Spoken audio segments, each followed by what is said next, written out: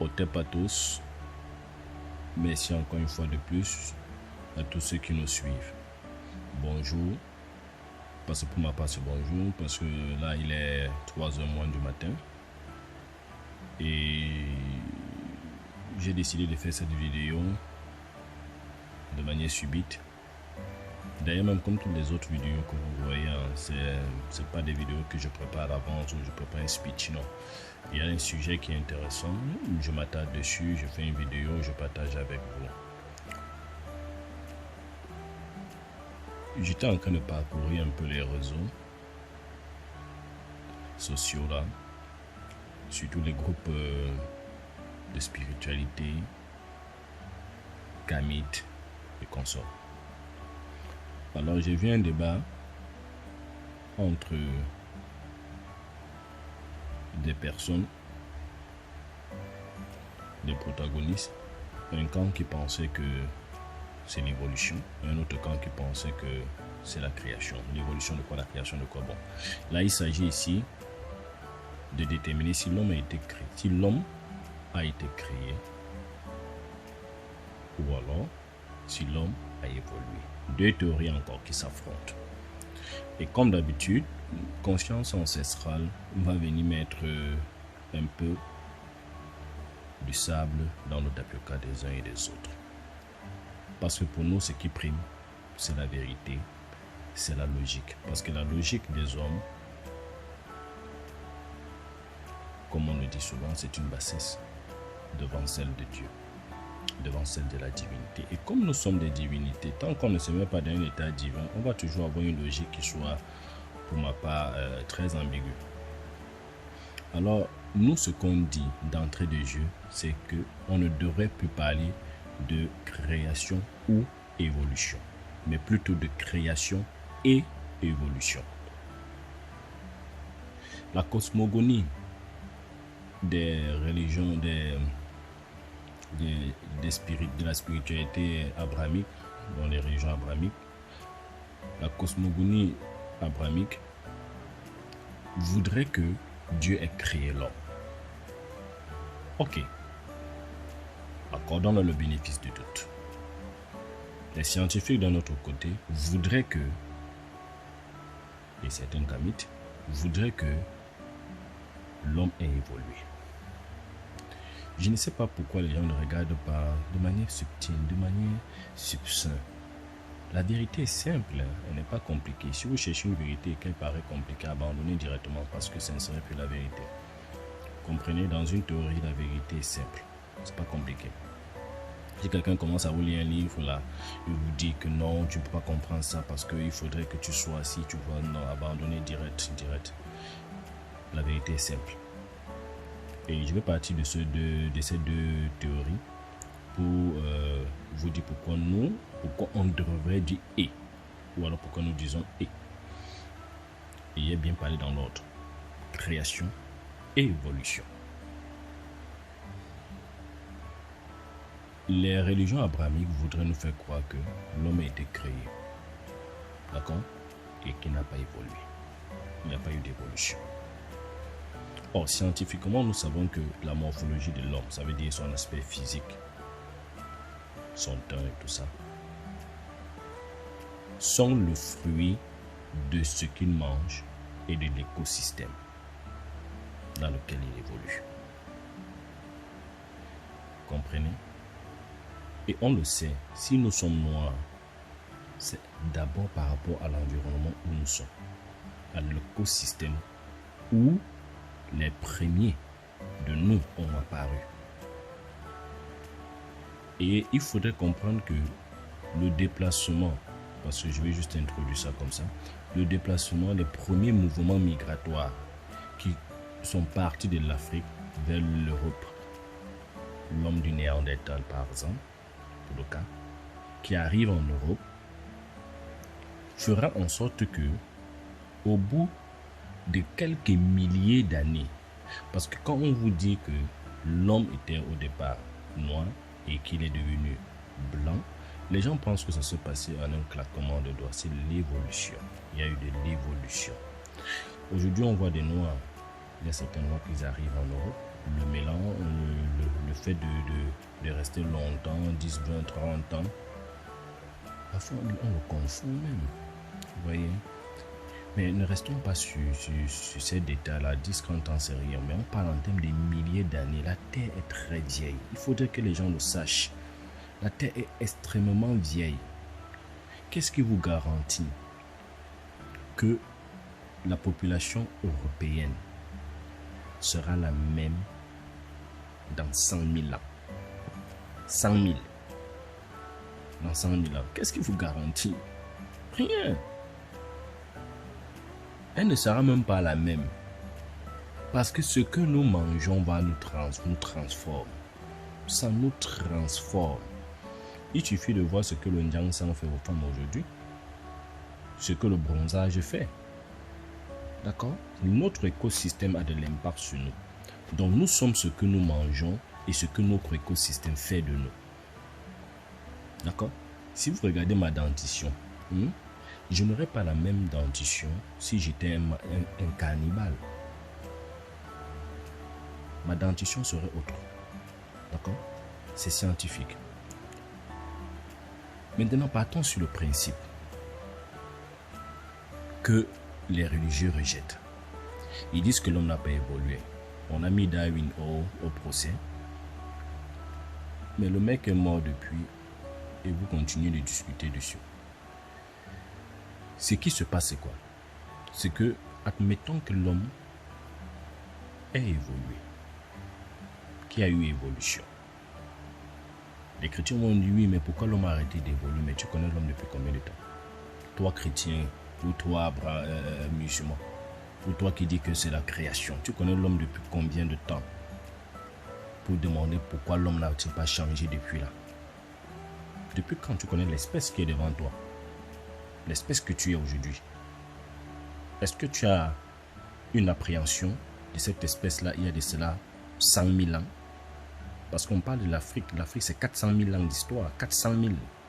Mais les gens ont toujours tendance à faire comme si l'Afrique, c'était une histoire d'hier. 400 000 ans d'histoire. Est-ce que tu peux avoir une idée de comment était la tête de ceux-là il y a de cela 100 000 ans? Ça veut dire 98 000 ans avant que Jésus ne vienne. Dans notre calendrier gréco-romain. Non, tu ne peux pas avoir. Tu ne peux pas. Donc maintenant, là, tu te bases uniquement sur ta foi pour dire que... Parce que c'est un ego en fait. Parce que pour eux, accepter que l'homme a évolué, ça veut dire que Dieu a d'abord fait, voilà, le Dieu omniscient, omnipotent, là il faut qu'il le défende. Il a d'abord fait un singe. Et c'est ça qui choque. C'est cette partie-là qui dérange. Que l'homme était d'abord un singe, il a évolué Australopithèque, machin truc, Homo sapiens, Homo sapiens, ainsi de suite. Homo sapiens, l'homme de Néandertal, tout ça, avant de devenir comme nous sommes là. Ça fait mal. Parce que là, ça remet en cause la divinité. Ça, oui, pourquoi ça remet en cause que Dieu ne peut pas créer un singe et que le singe devienne un homme? Ils vont te demander pourquoi est-ce que le singe de la brousse ne devient pas un homme. C'est qu'ils vont nous demander pourquoi le singe de la brousse ne devient pas un homme. Tout ça, c'est imagé. Imagé, ça veut dire de la même façon que vous voulez tarser la Bible d'un livre qu'il faudrait lire avec le Saint-Esprit. Moi, je pense que c'est un livre qu'il faudrait lire minutieusement. Et c'est la même chose qu'il faudrait faire. On ne peut pas séparer la science de la spiritualité. Je le dis toujours, on ne peut pas séparer la science de la spiritualité. Si votre spiritualité est aussi grande que celle-là, si votre spiritualité est aussi grande que celle-là, il faudrait donner des détails un peu plus précis. Parce que le fait que Dieu dise créons l'homme à notre image et à notre ressemblance, ça vous gêne. Parce que vous voulez faire croire que cet homme serait un singe. Et ça dérange.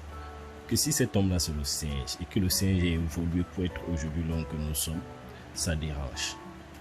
Mais admettons, soyez calme, d'accord?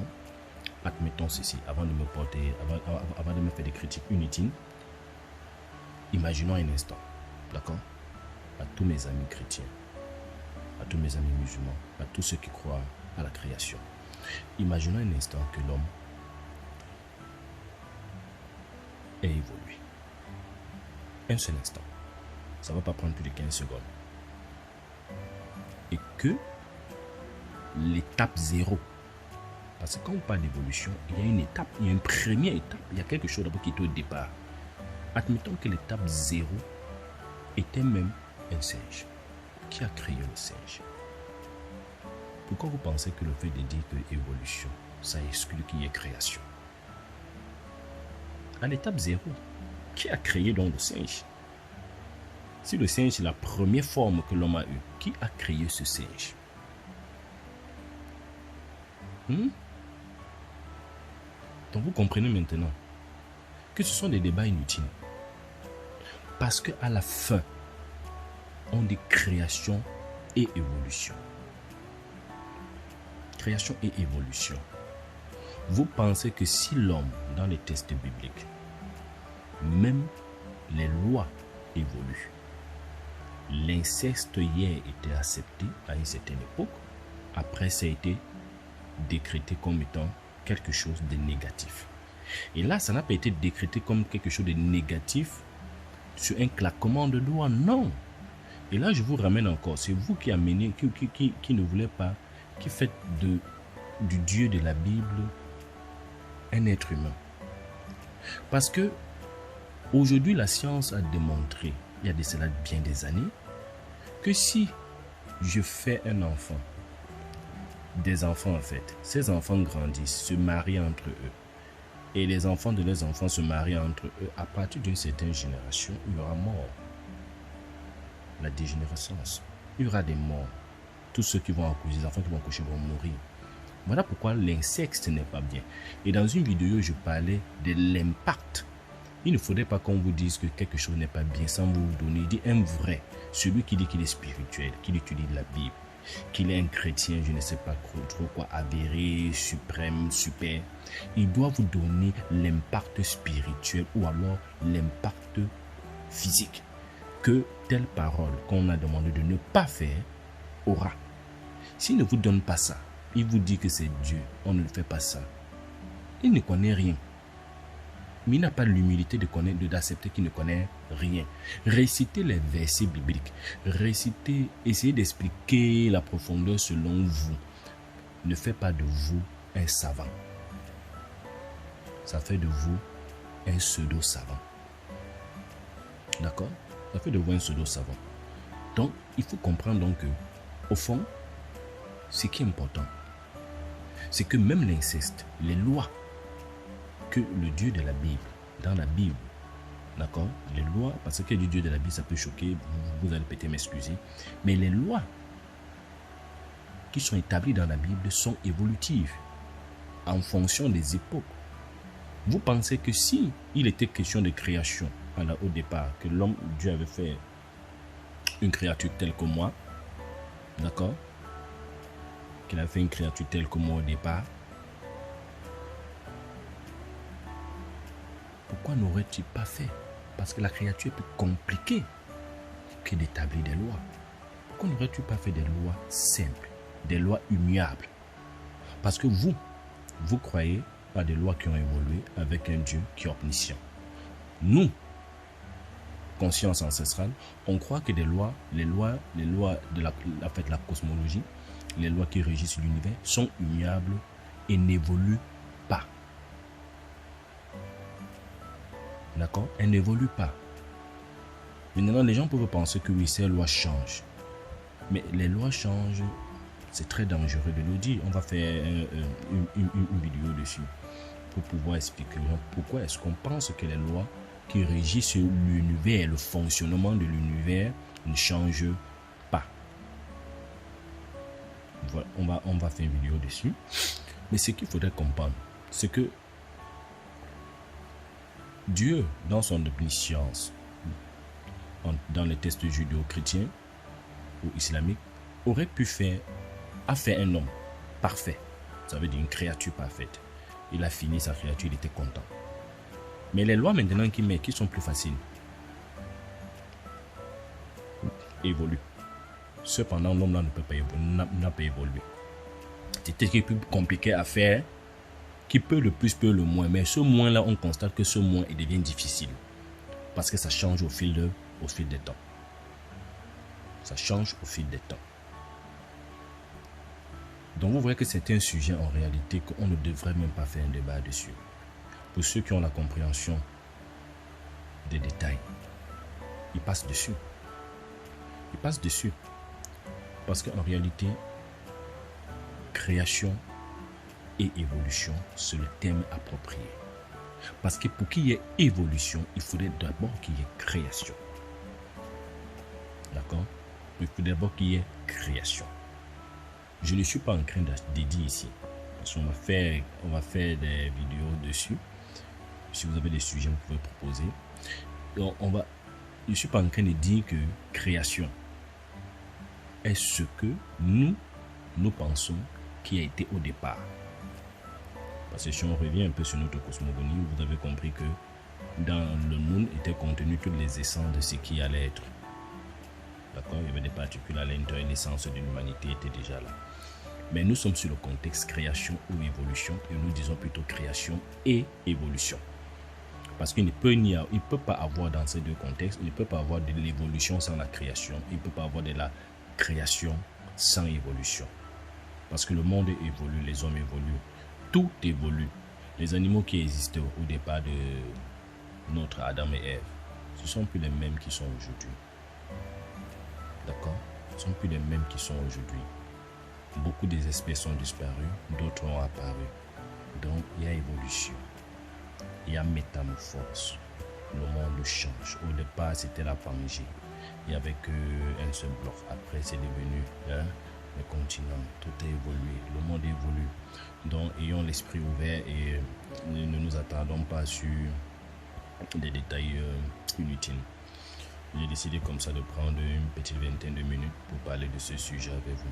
Nous pensons qu'on parlerait plutôt de création et évolution. Parce qu'ici, il y a création, il y a évolution. Ça, c'est indéniable. Et s'il y a évolution, ça veut dire qu'il y a d'abord eu au tout premier cas, une création. Donc, il ne faudrait plus discuter dessus. Pour ceux qui auront vu la vidéo, dès que vous arrivez où on parlait d'un sujet pareil, dites-leur simplement que les deux vont de pair. Et vous avez des arguments autour de vous qui peuvent vous démontrer, d'accord, qu'on parle de création et d'évolution. On ne peut pas s'arrêter à dire qu'il y a création ou bien non, l'homme a évolué. Parce que pour qu'il évolue, il faudrait bien qu'il ait d'abord été créé. Je dis bien, on reste dans le contexte où il y a un Dieu qui crée. D'accord? Il y a un Dieu qui crée. Parce que même si David dit que les micro-organismes se sont transformés pour devenir du poisson, le poisson est devenu ci, c'est tout ça. Il a fallu d'abord qu'au départ, ces micro-organismes soient créés pour que l'évolution se poursuive. Donc sur ce, je vais vous souhaiter un solennel bonjour. Et comme je l'ai dit, j'ai fait la vidéo, il est 3 h du matin. Donc je travaille beaucoup plus dans la nuit parce que c'est calme. Donc j'étais en train de parcourir le réseau et j'ai vu ça, j'ai dit bon, je fais une petite vidéo dessus pour vous donner le point de vue de conscience ancestrale. Nous pensons que création et évolution vont de pair. L'un ne peut pas marcher, rien ne peut marcher, l'un ne peut pas marcher sans l'autre, l'autre ne peut pas marcher sans l'un. Donc passez une excellente journée et merci de nous suivre. Si vous avez des sujets sur lesquels on peut vous répondre ou bien faire des vidéos pour vous, des sujets qui vous intéressent, on peut essayer de se battre pour voir ce qu'on peut faire pour vous satisfaire et pour nous enrichir en même temps. Parce que c'est une communauté et l'évolution est spirituelle et communautaire. Même si d'aucuns peuvent se sentir supérieurs aux autres, c'est l'ego. L'ego fait en sorte qu'on se croit plus important que l'autre, mais en réalité, nous sommes tous importants. Nous avons le même titre, nous sommes tous des humains, personne n'est un super humain. Et celui qui réussit à être un super humain, c'est parce qu'il a compris qu'il est une divinité et son devoir, c'est de vous aider, vous, à être aussi des super humains que vous êtes et que vous avez toujours été et que vous serez toujours. même si vous mourrez sans savoir exactement qui vous êtes. Passez une excellente journée et à la prochaine. Au revoir.